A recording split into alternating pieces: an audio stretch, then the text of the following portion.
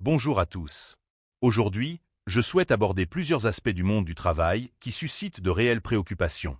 Le premier point concerne le mépris croissant envers les personnes expérimentées. En réalité, le terme expérience est souvent utilisé comme un euphémisme pour dissimuler deux discriminations. D'une part, celle qui frappe les seniors en raison de leur âge et d'autre part, une volonté de réduire les coûts salariaux. Pour de nombreuses entreprises, l'expérience est perçue comme un défaut. Elles préfèrent embaucher des personnes avec peu d'expérience, parfois 3 à 5 ans maximum, les jugeant officiellement mieux adaptées au poste. En même temps, ces personnes vont être payées moins qu'un senior. Dans son ouvrage Le management désincarné, enquête sur les nouveaux cadres du travail publié en 2015, la sociologue Marianne Dujarrier relevait déjà cette tendance selon laquelle l'inexpérience devient une compétence.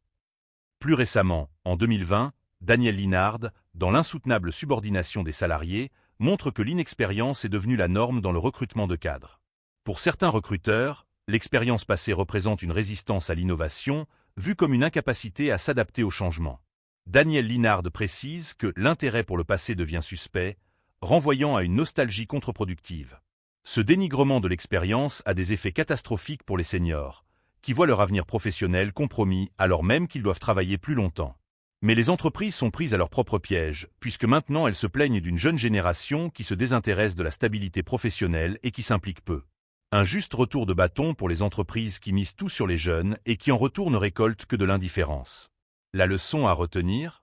Les entreprises ne sont pas dignes de confiance, et chaque salarié doit prioriser ses propres intérêts. Le second point que je désire évoquer, c'est le gâchis des talents. Aujourd'hui, de nombreux employés occupent des postes sans valeur ajoutée. Leur potentiel, leurs compétences restent sous-exploitées. La majorité d'entre eux accomplissent des tâches répétitives sans épanouissement. Le marché du travail ne profite qu'à une petite élite, c'est-à-dire certains dirigeants, tandis que la majorité des employés subit une stagnation professionnelle. Pour beaucoup, créer leur propre entreprise pourrait être une solution, mais l'environnement actuel, entre lourdeur administrative et pression fiscale, rend cela très difficile.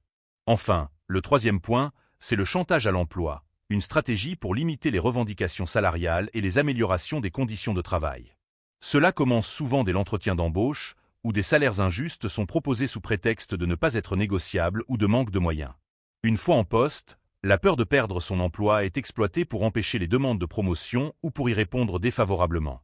Cette menace se manifeste aussi dans des conditions de travail parfois inacceptables.